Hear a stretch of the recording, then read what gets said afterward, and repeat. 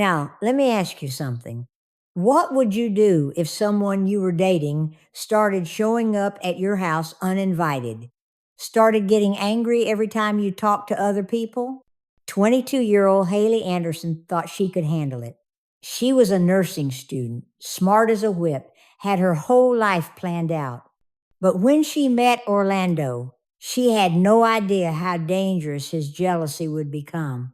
This is the story of what happens when I love you turns into if I can't have you, nobody can. And sweeties, this one's going to break your heart.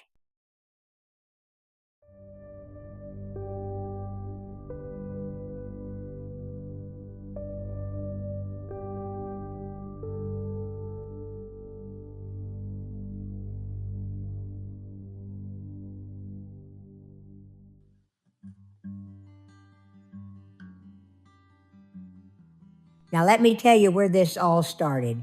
We're going to Binghamton, New York. Not the big city, mind you, but a smaller place about 3 hours north. Pretty little college town with one of those universities where kids go to make something of themselves. And that's exactly what Haley Anderson was doing there. This girl was 22 years old, studying to be a nurse. She worked at the campus coffee shop called Jasmine's while she was studying. Made the best cup of coffee, that girl did. Just trying to get by, you know? But she already had her future planned out, had a job waiting for her at the hospital, working in the emergency room after graduation. During her final years at university, Haley was comfortable dating, meeting new people. She was confident, had her head on straight, and that's when she met another student named Orlando Tercero. Now, Orlando, he was what I call an interesting character, had dual citizenship from Nicaragua, but lived in Miami. This boy was always flying back and forth between countries. Her friends said he seemed nice enough at first. Kind, made people laugh, appeared caring and respectful. Haley actually met Orlando through her ex-boyfriend, Kevin. They were all in the same circle. You know how college is. And when Orlando and Haley started talking, well, it seemed like they just clicked. But here's the thing, sweeties, and this is important. This is exactly where the problems in Haley's life slowly began to form, because what looked like a sweet friendship was about to turn into something much more dangerous. Now, Haley had made something very clear to Orlando from the start, and I want you to pay attention to this part, sweeties. She told him straight up that she wasn't looking to tie herself down while finishing school. This girl had her priorities straight. Final years of a 5-year nursing program, working at the campus coffee shop, job lined up at Northwell Health Hospital in the emergency room. She knew exactly what she wanted and wasn't about to let some boy derail those plans. Haley wanted her freedom to date who she wanted, hang out with her friends, focus on her studies. And honey, there's absolutely nothing wrong with a young woman knowing her own mind and setting boundaries. She even told Orlando about her ex-boyfriend, Kevin. She was honest about still spending time with him sometimes. No secrets, no games, just honest communication about where she stood. Orlando said he understood. He nodded his head, acted like he was perfectly fine with Haley's conditions. But here's something I've learned over the years. Darlings, understanding something and actually accepting it, those are two very different things. Pretty soon, Orlando started showing who he really was underneath that nice guy mask. In September of 2017, something happened that should have been the end of Orlando in Haley's life forever. She woke up one morning to find something that made her blood run cold. All 4 of her car tires had been slashed. Every single one, completely ruined. Now I want you to think about this. Someone had to take the time to go to where Haley parked her car, probably in the middle of the night when nobody was around, and deliberately destroy her property. That takes planning. That takes malice. $600 worth of damage. That might not sound like a lot to some people, but for a college student working at a coffee shop to pay her way through school, that's a fortune. That's rent money, textbook money, grocery money. Haley wasn't born yesterday. She knew exactly who had done this to her car. She'd spent the night with her ex-boyfriend Kevin the night before, and Orlando knew about it. Remember what I told you about his jealousy? Well, this is what jealousy looks like when it turns into revenge. When Haley confronted Orlando about those tires, his response tells you everything you need to know about his character. You know what he said? He claimed that his tires had been slashed too. His tires had been slashed on the very same night. What a coincidence, right, sweeties? I mean, what are the odds of two people who know each other both having their tires mysteriously slashed on the exact same night? In a small college town where this kind of thing almost never happens? Haley told him she was going to file a police report about the damage to her car. This is what any normal person would do, right? Someone destroys your property, you report it to the authorities. And Orlando's response? I don't think that's a good idea. Well, of course he didn't think it was a good idea. If the police started investigating, they might ask some uncomfortable questions. They might want to know who had access to where Haley parked her car. And here's the thing that really gets me. Orlando never reported his own supposedly slashed tires to the police. If someone really had damaged his car, wouldn't he want to catch whoever did it? Wouldn't he want his insurance to cover the damage? But no. Somehow Orlando's slashed tires weren't worth reporting to anyone. Now, here's where Haley made a mistake that I think a lot of young women make, and I don't blame her for it, because society teaches girls to be understanding and forgiving even when they shouldn't be. When Haley realized that pressing charges against Orlando would probably get him kicked out of university and ruin his future, she decided not to do it. She chose to protect his education and his career over her own safety and peace of mind. Hindsight is 20/20, but Haley had too big a heart. She didn't want to be the reason someone's dreams got crushed, even someone who had just caused her $600 worth of damage out of pure spite.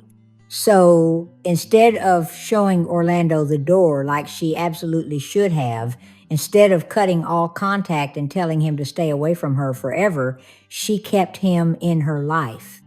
And that decision, that moment of mercy, would eventually cost Haley everything.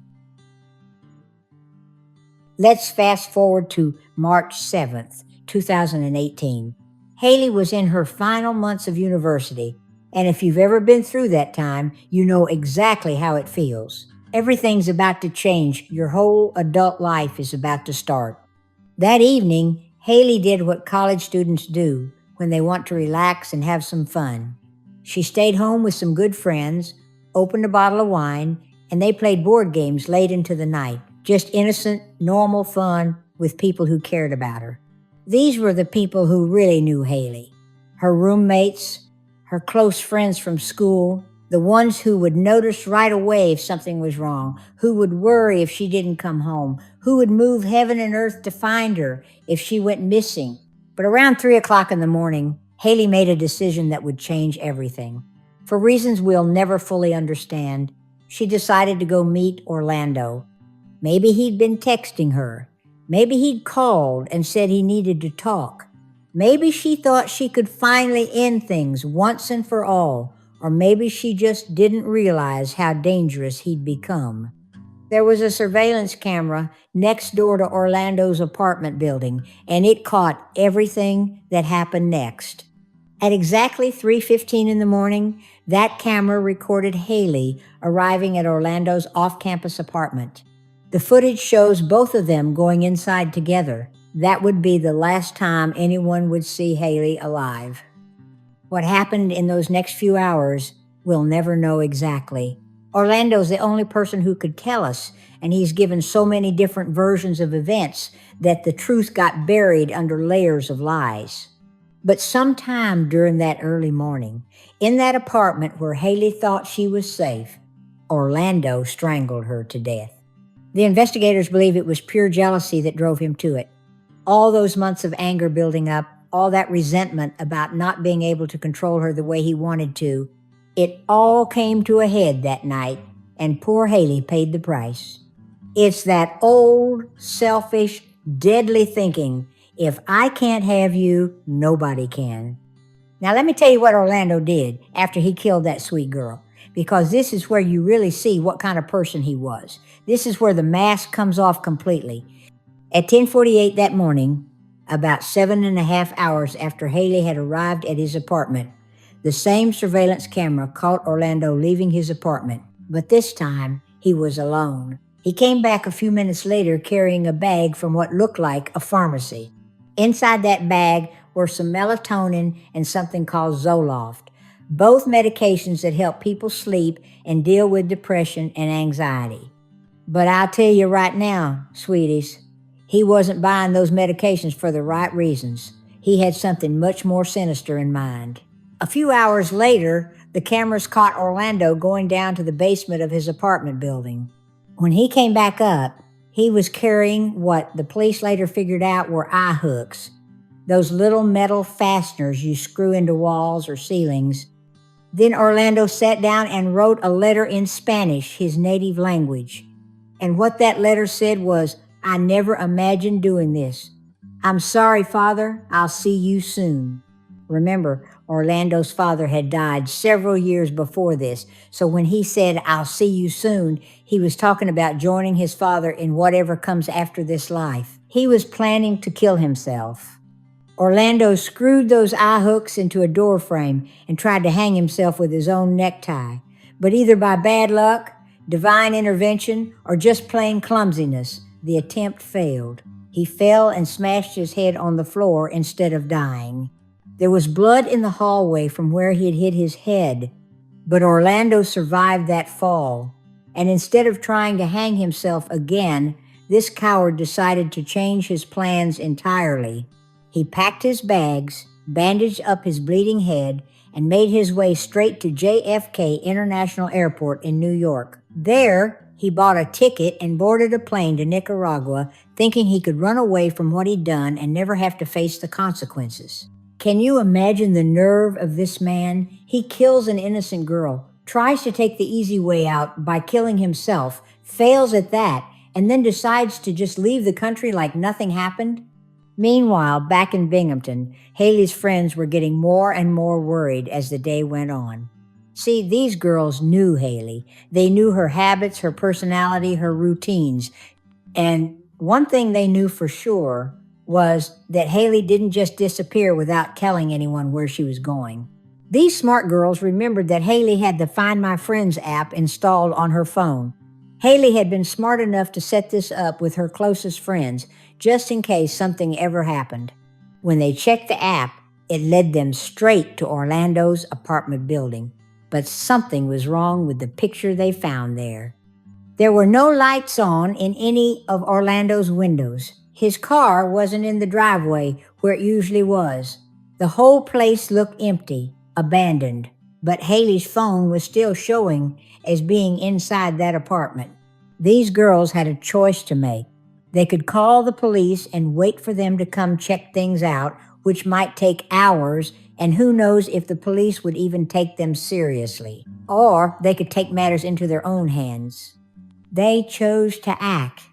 These brave, loyal friends made the decision to break into Orlando's apartment through a window. I want you to think about what that took. These were college girls, probably never broken into anywhere in their lives. But their friend was missing, and they weren't about to sit around doing nothing while something might be happening to her. So they broke that window and climbed inside Orlando's apartment. And what they found in his bedroom will haunt them for the rest of their lives. They found Haley's lifeless body. They had to see their best friend like that. Had to be the ones to make that horrible discovery. But even in their shock and grief, these girls did exactly what they needed to do. They called 911 immediately and reported what they'd found. Now here's something about this case that really bothers me. The police had actually been to Orlando's apartment earlier that same day before Haley's friends made their discovery. But they'd missed their chance to catch Orlando and maybe even save Haley's life. After Orlando killed Haley, but before he left for the airport, he sent a message to his sister back in Nicaragua. In that message, he told her that he had done something terrible and that he was a disgrace to the family. He was basically confessing to murder, though he didn't give her the details. His sister, being a normal person who loves her brother and wants to help him, immediately called the police in Binghamton. She asked them to do a welfare check at Orlando's apartment. She was worried about his mental state and wanted someone to make sure he was okay. So a police officer went to Orlando's apartment and knocked on the door. But when nobody answered, that officer made a decision that I still can't understand. He just walked away. Just walked away. He didn't try to look through windows. He didn't talk to neighbors. He didn't call for backup or get a warrant to enter the apartment. He just knocked a few times, got no answer, and left. If that officer had done his job properly, if he'd shown just a little more curiosity or concern, he might have found Haley's body hours sooner. He might have called Orlando before he had a chance to flee the country. But he didn't.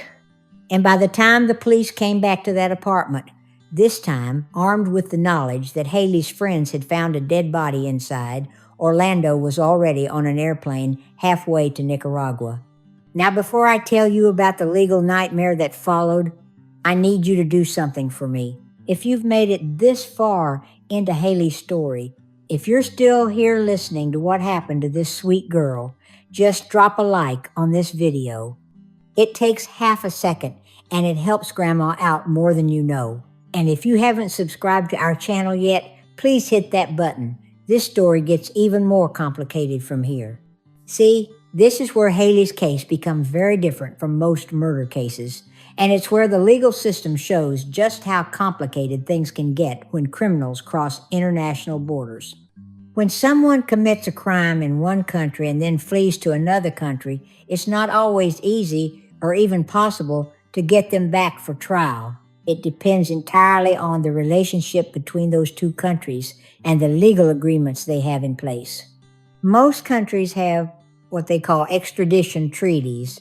These are basically formal promises between governments that say, if your criminal runs to my country, I promise I'll arrest them and send them back to face justice in your courts.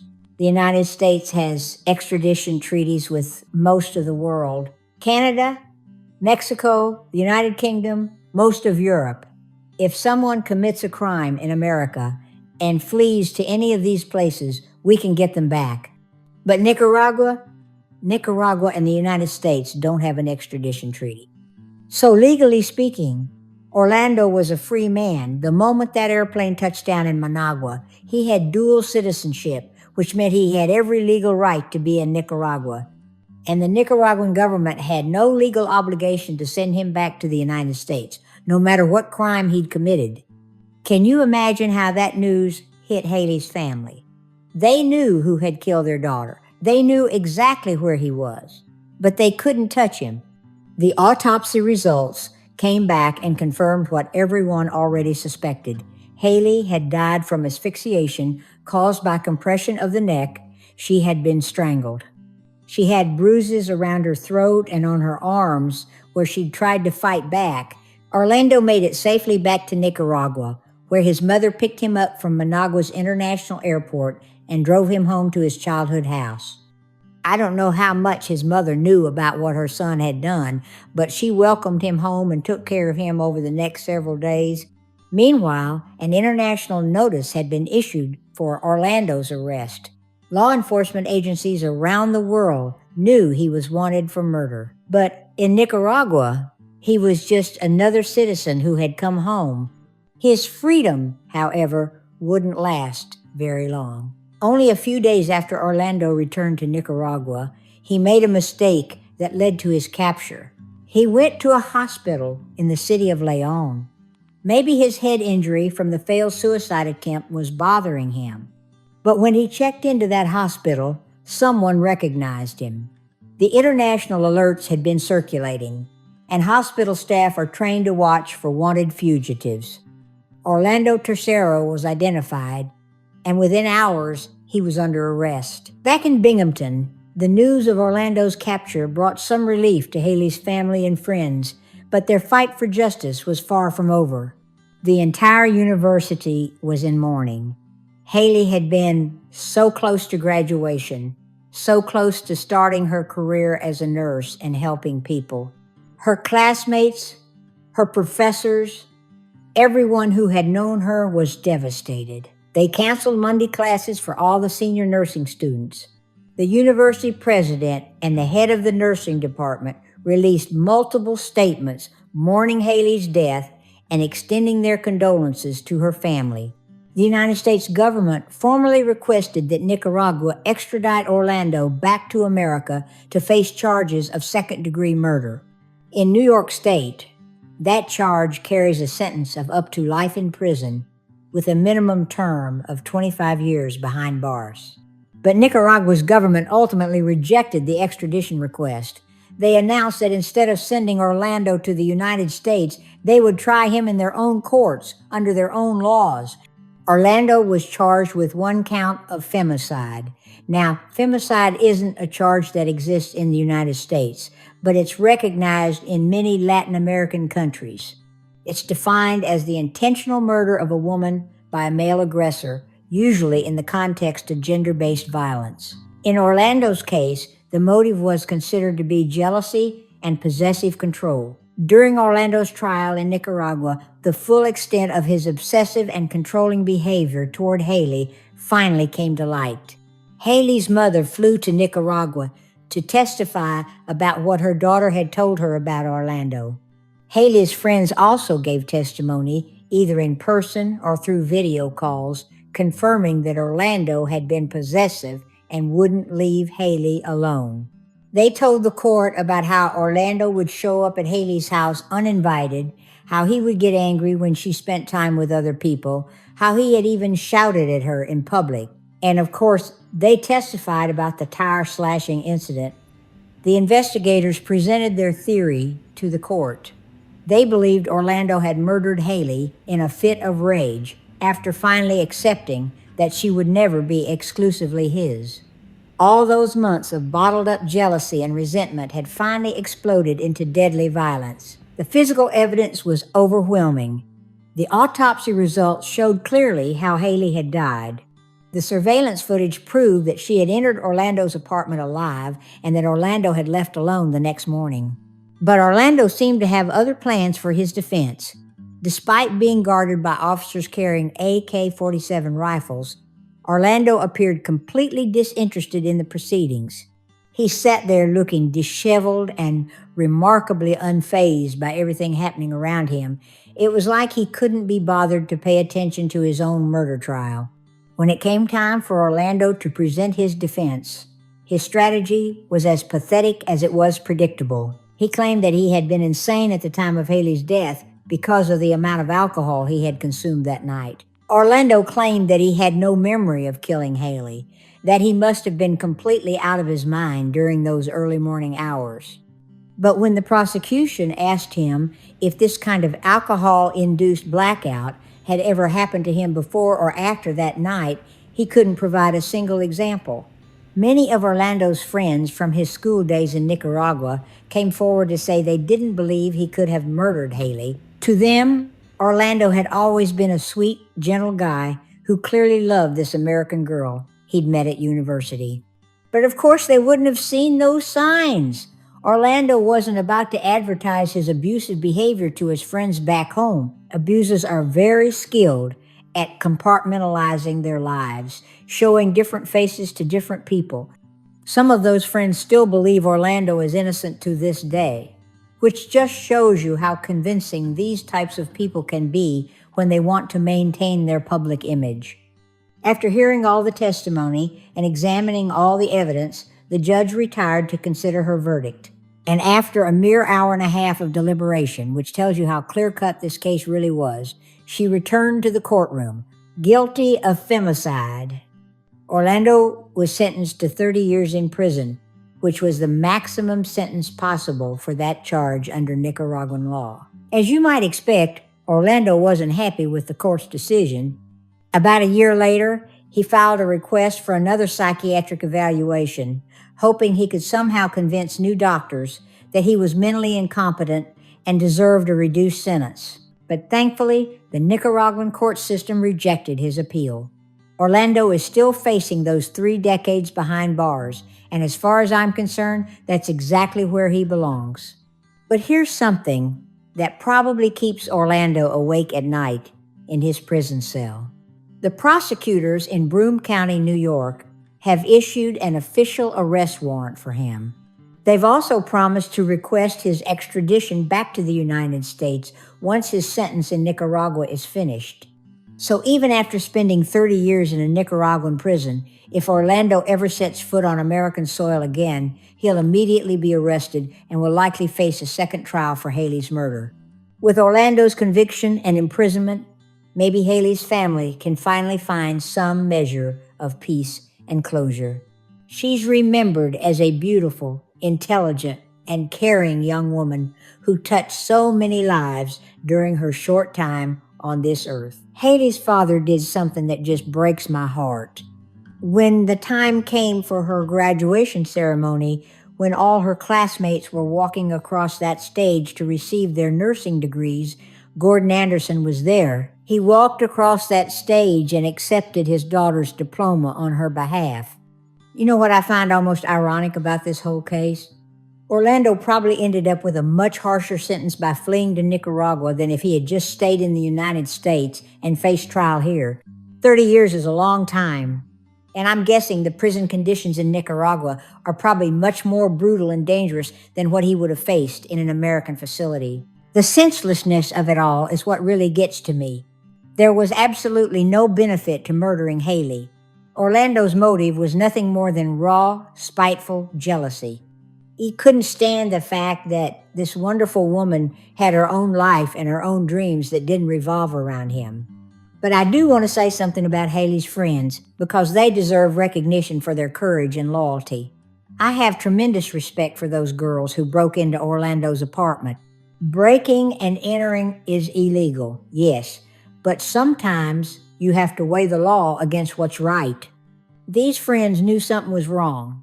They knew Haley was in trouble, and when the normal channels weren't getting them the answers they needed, they took matters into their own hands. True friends stick together, and they were not prepared to abandon Haley when she needed them most. Because of their quick thinking and brave actions, Haley's body was discovered much sooner than it might have been otherwise. So let me ask you something, and I really want to hear your thoughts on this. Do you think it was right for Haley's friends to break into Orlando's apartment the way they did? Should they have waited longer for police to get involved, or do you think they made the right call under the circumstances? And what do you think about Orlando's sentence in Nicaragua compared to what he might have received if he'd been tried in the United States? Is 30 years enough for taking someone's life, or should it have been longer? Let me know what you think in the comments section below. And thank you so much for staying with me through this entire heartbreaking story.